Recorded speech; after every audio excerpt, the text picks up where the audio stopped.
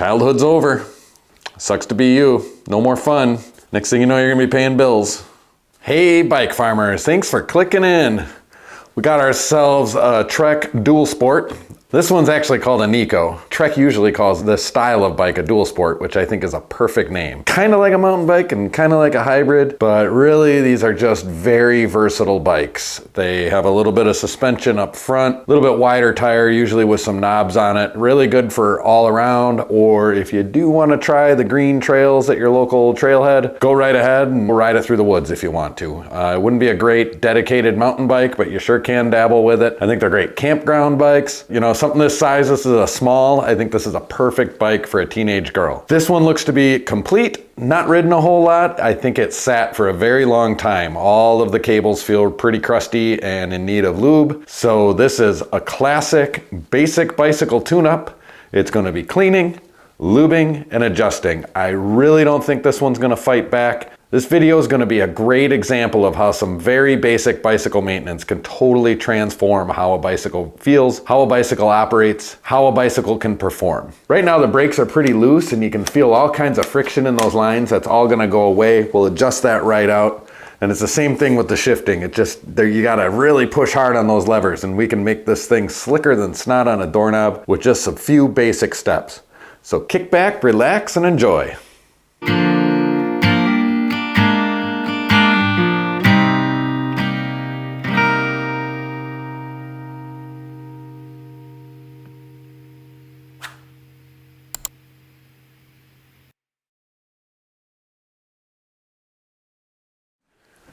I always like to drop the chain into the smallest ring in the front and in the rear. Just makes it a nice place to start from. We'll disconnect this rear brake and, per the usual, pop the wheels off and set them aside.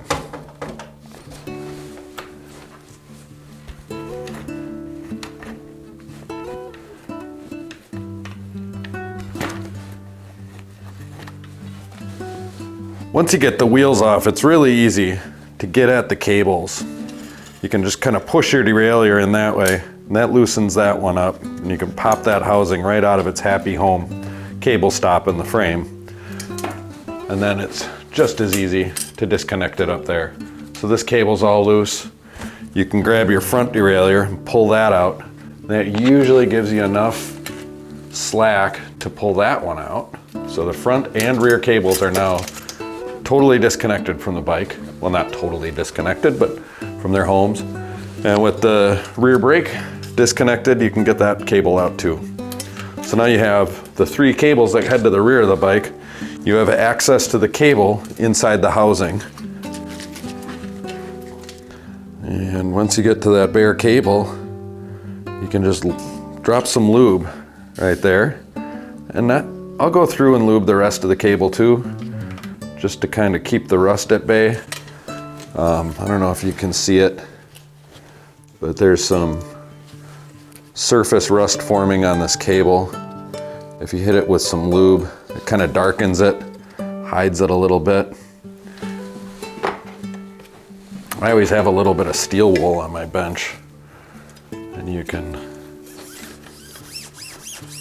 kind of knock some of that off. It's pretty hard to completely clean it off, but you can at least clean it up a bit.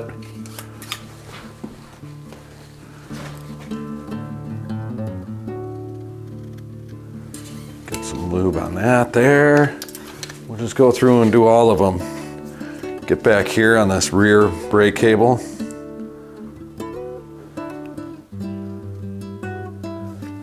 Yeah, these were all pretty thirsty.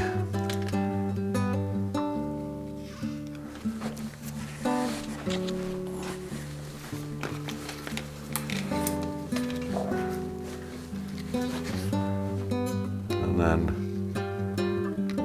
get these front pieces of housing as well.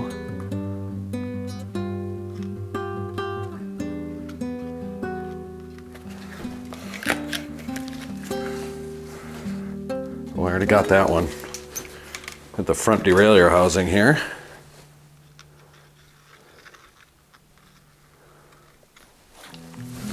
You know, this is the most efficient way I've found to do things. you know, you can just kind of get everything all at once, you know, do all the cables. And then here in a second, once I get the cables lubed, since they're all disconnected from the frame, it's really a good time to go through and spray this frame down and polish it a little bit. So when the bike is really greasy, it's been ridden, chain's been lubed, it's filthy or whatever, I'll use some Dawn Power Wash. But this bike is just dusty, kind of a little bit dirty, so I'm gonna use Behold Furniture Polish, and we just spray it all over the place.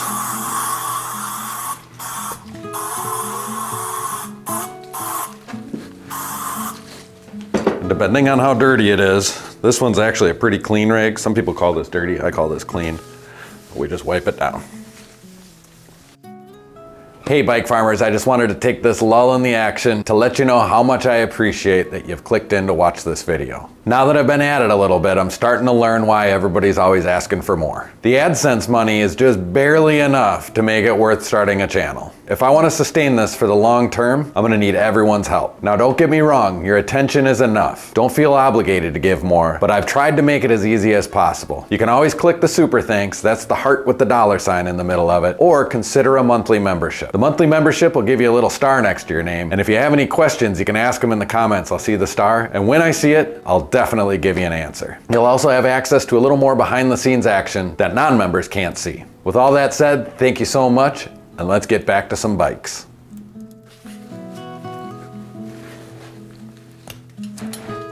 You can see here that there's some graying. You know, this has been exposed to some UV, and it's really lost its luster. And what you can do is just spray that with the polish and let it sit. And the pedals too.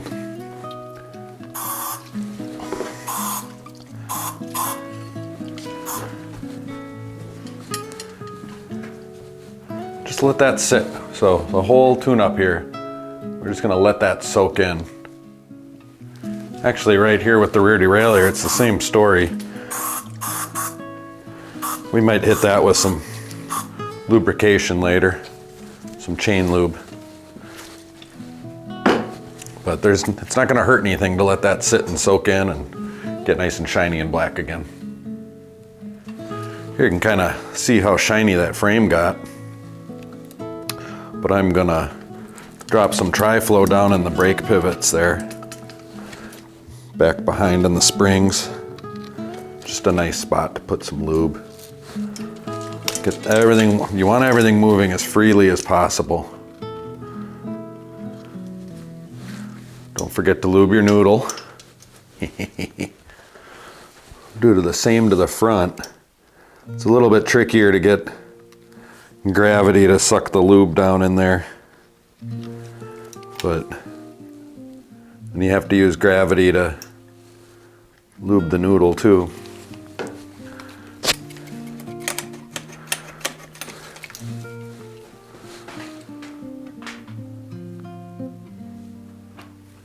Lubing the front brake cable is a little bit trickier because it's harder to get access, so you have to use gravity. And this one, it's pretty corroded in there actually. I can feel it, so I don't know how much room there is for the lube, but a lot of times once you get things moving a little bit, that lube just slides all the way down. You have to kind of help it out sometimes.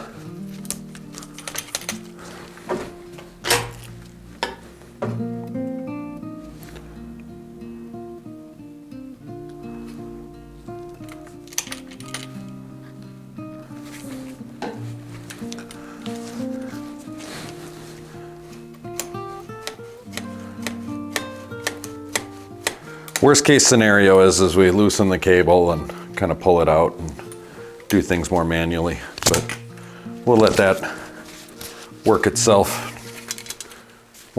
smooth here. I'm gonna turn this barrel adjuster in too on this front derailleur, front shifter. We'll start fresh there as well. All right, over here on the truing stand, while the rest of everything on the bike is soaking, we're gonna go through and clean everything. We'll true this rear wheel up. Looks to be pretty straight, nothing was rubbing. But I always touch it up, you know, you want to check it. This is a bike I'm refurbishing for my used bike shop. And I sell everything guaranteed.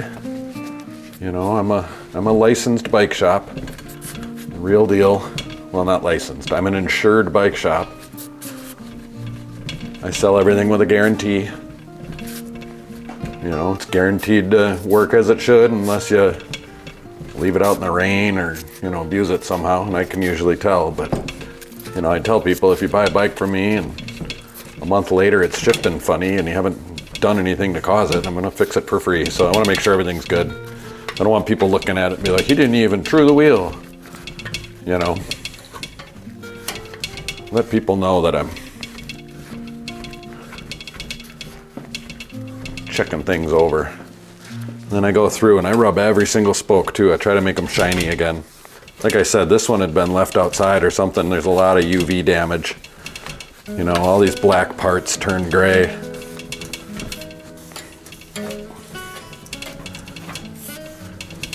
Nobody wants to buy a dirty bike.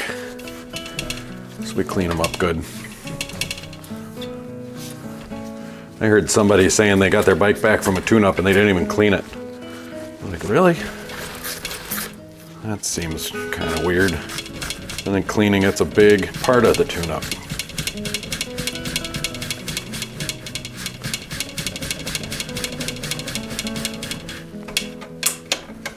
All right.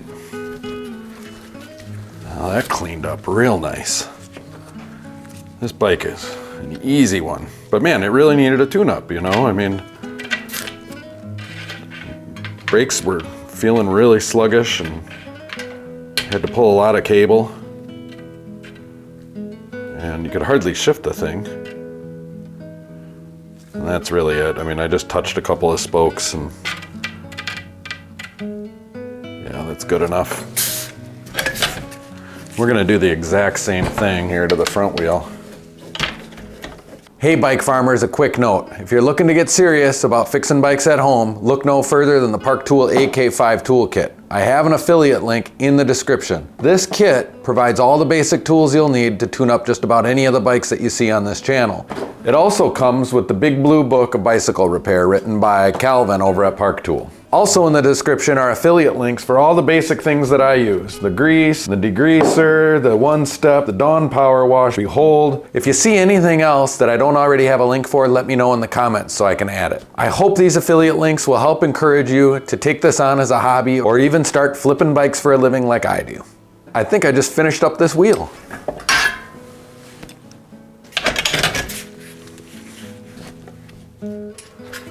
Now with these wheels all shined up, we can turn this thing back into a bicycle.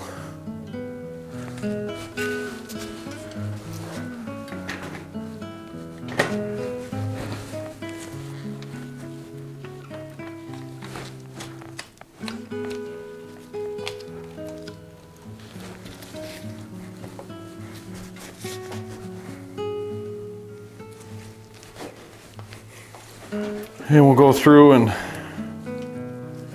put all of our cables back in their happy, happy homes. Oh, we gotta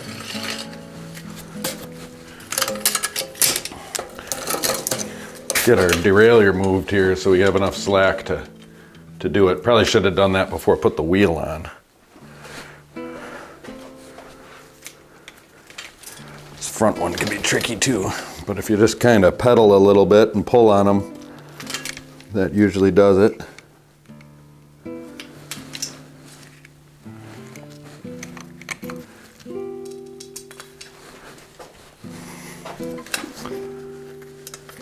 Okay, reconnect my rear brake. Reconnect my front brake. Okay, so everything's back together, but not at all set up. I'm gonna start back here with the rear brake. First thing I'll do with this rear brake is just really double check that the wheel is in the frame properly. No sense in adjusting a brake if the wheel is crooked. And it happens more often than you'd think. And then I'm kind of standing behind the bike right now and looking at my pads and where they're hitting the rims. And I like them to hit square and in the center and not be too low that it's gonna start wearing uneven and go off the rim, and not too high that it's gonna rub on the tire. That was the linear spring just popping out of its happy home. But that one looks really good. It's a little, it seems a little off on this side, on the far side of the bike over here. So I'm gonna just make a quick little adjustment. That's a little better. Now, a couple things is there's way too much cable pull. I just don't like how much cable we're pulling there. This brake pad might be hitting a little high actually. But it's also pulling mostly from that far side. So almost every brake you touch is gonna have some tension screws. We're gonna increase the tension on this side, which will pull the whole brake system over a little bit. Now you can see it's kind of pulling too much from this side. So I'll see if I can demonstrate in real time here. We'll just like a quarter turn, half turn at a time. And you get even pull from both sides. And then we're gonna tighten the cable a little bit, so we don't have to pull so much cable with the lever before we're stopping. I like my brakes to be snappy, but still have enough modulation that you have control over it. And you want it to be loose enough that you can disconnect it if you have to get the wheel off for some reason. Yeah, that's good. I don't really have, like, I don't know, what is that, a half inch, maybe an inch of pull? I don't have a scientific way to explain it. There's no set rules here. I do what feels good. And if you're working on your own bike, set it up however you want.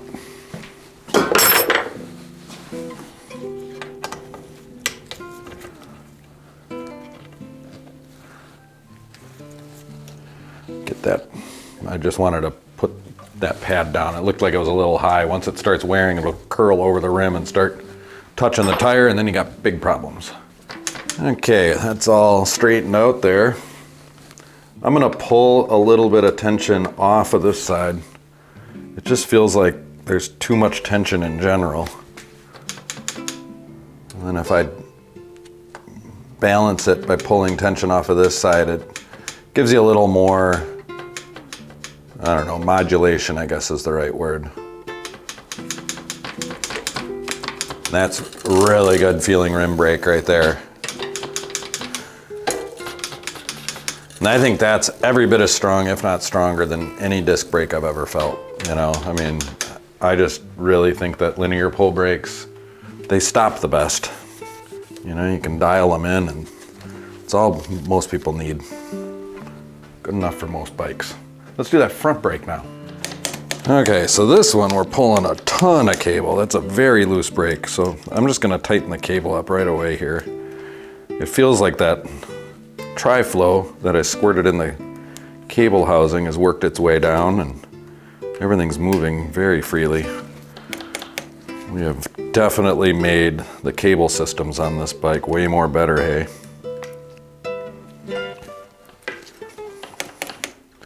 Sorry for those of you hoping I drop something. I don't think we're gonna get any opes this time. There's just not enough opportunity on this bike. It's too simple. This one's too easy. Look at that.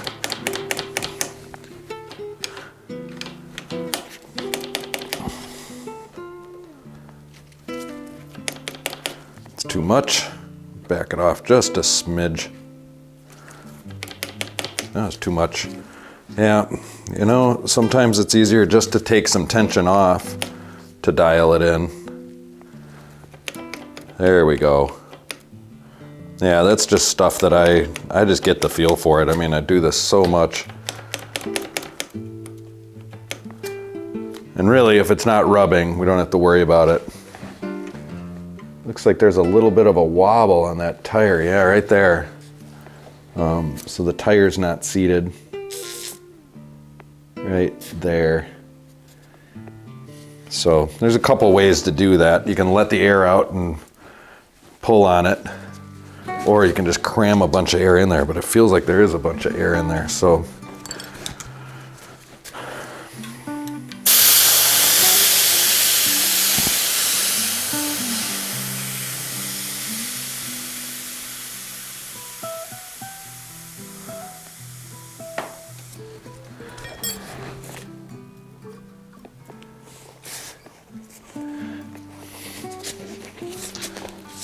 remember where that spot was, but so now with not a lot of air in there, we can kind of reseat things. Start from scratch. You know, when the bikes sit for that long, they lose air, and then the tires kind of, you know, if they're sitting on their tires, they take a shape. Yeah, there we go. So that pinging is the bead seating in the rim. Oh, look at that. That's round AF.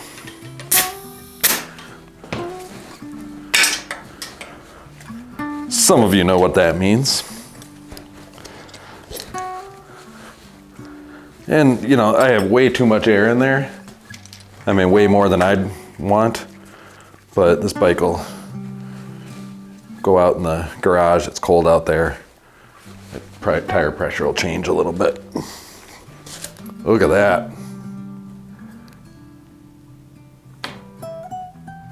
Over here on the other side of the bike, you can see this front derailleur cable is really loose. I took all that slack out of the barrel adjuster up on the shifter. I'm gonna grab the cable with the pliers and take my 5mm and loosen up that anchor bolt. Right? And then get it loose and we'll pull it tight. You know? Real good there.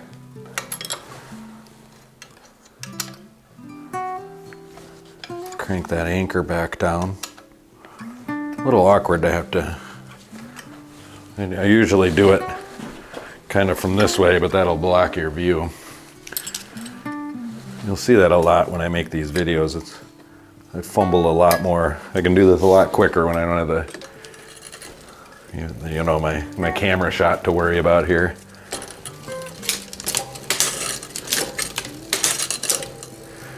And speaking of camera shots, here's one I don't usually show you. It's the front from the front. Okay, so you can see the chain is rubbing a little bit right there on the inside of the derailleur. So I'm turning in the barrel adjuster up on the shift lever just a little bit to loosen the cable, and that relaxes the derailleur inward towards the frame a little bit. Then I'll check the high gear as well. Yeah, so we're good. That front derailleur is properly adjusted. It does seem like it wants to overshift a bit. So when we get it up in the big chain ring, we look over here, and this is the high limit and this is the low. They're marked back here. And we're gonna just turn this high limit screw in, and that's gonna limit how far this derailleur can come out. So I just turn that screw in a little bit, which pushed the derailleur in just a smidge, just a scotch. Now it doesn't want to overshift anymore, except it's rubbing right there. So I'm going to back it out. I mean, quarter turn.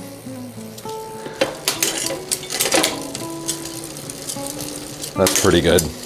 Still has a tiny bit of a rub, but it's totally acceptable. We did all of that without lubing the chain.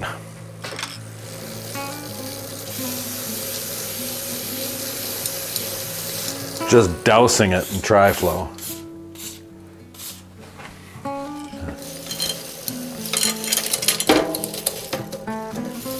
Just kind of cleaning these. You know, they're dusty.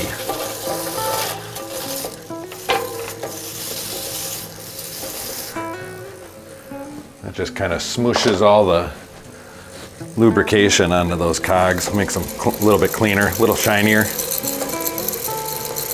All I'm doing here is wiping the extra lube off the chain. You can pedal backwards down below and forwards up front. That's a really nice way to clean your chain up a bit.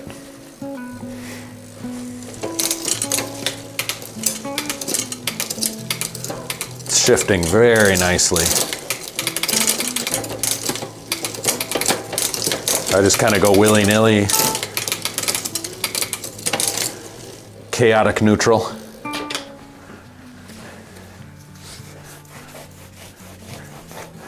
You know, and this is still that furniture polish that we sprayed on it before, and we can wipe that off now, and leaves a nice little sheen to your derailleur. It's a sheeny derailleur now. All right. How does everybody feel about that? I'm gonna give it a thumbs up. Crank is pretty ugly. There's some rust in that bolt. If you have a wire brush.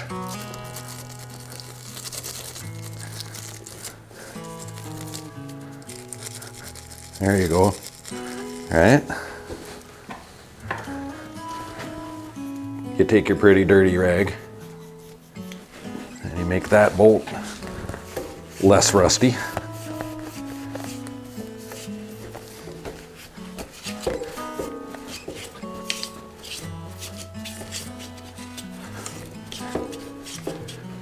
Take your kind of dirty rag and give the crank a good wiping.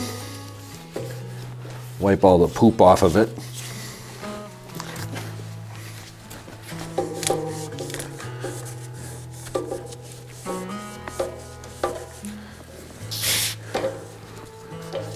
I'm gonna do the same wire brush treatment over here on this side too. Just because it really worked. It doesn't always really work. It sure did on this one.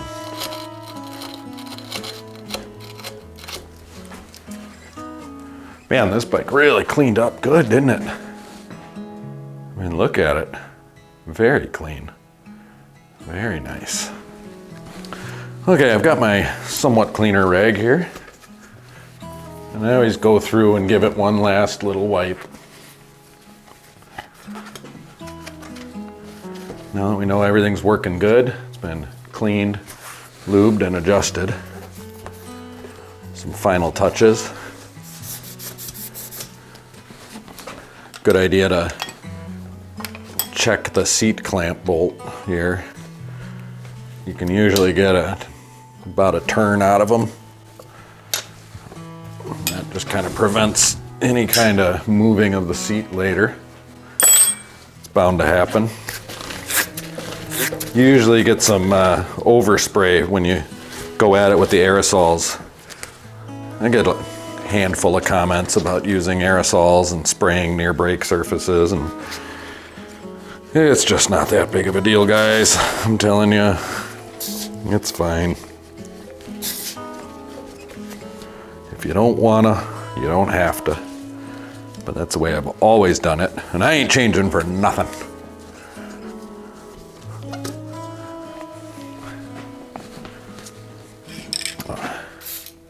I think I already sprayed this front derailleur, but I just like my aerosols so much.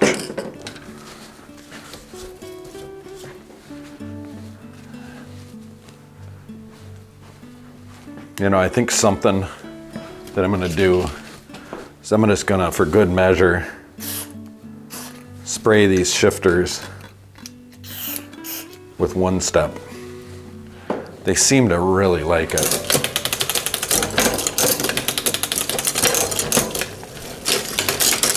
Then you just kind of work it in there. Yeah. You know, just that little bit made a pretty big difference. I kind of noticed a little bit of dustiness underneath these levers here. You know, somebody gets on this bike, that's what they're looking at. Make it clean. But there's the Trek Neko. We have ourselves a fully reconditioned used bike ready for the showroom floor at Gibbs Bike Shop. I don't know, what do you think I should charge for this bad boy? I'm thinking $3.99. Yep, you heard it, $3.99. Did I earn it? Let me know in the comments. I get these comments periodically that somebody's like, you charged $3.99 and you didn't even adjust the hubs or blah, blah, blah. And I'm like, you know what? If you really think it's that easy and you think you can make a living, you know, doing it some other way, come on out, move into town, open yourself up a used bike shop, go for it. Put me out of business. I dare ya. That is kind of how I feel about it. You know, I've been doing it this way. This is my 8th season. People love it. They keep coming back. I think it's a really good value. This bike is every bit as good as a brand new bike. Mechanically, it works great. The new ones they're a little bit more refined, I suppose, kind of technologically. They have 2x drivetrains. I guess the really new ones probably have 1xs by now, which makes things a little bit simpler. I kind of like that better, but ultimately, like, the forks aren't any nicer, the wheels aren't any nicer, the shifters, I mean, nothing's nicer on the new ones. And you get this for half the price, you know, $400, and this bike mechanically is gonna perform every bit as good as those new ones. So I think it's a great value. I stand by my work. What? I'm just wasting my breath justifying it. It works. Anybody can do it. Go find the cheap bikes, fix them up and resell them. Yeah, anyway, this is gonna be a perfect bike for that 12-year-old girl who has outgrown her 24-inch bike and the seat's jacked all the way up, and she just needs an adult bike for the first time. And it's super fun to tell the kids, no, it's time for an adult bike, you know? It's like, childhood's over.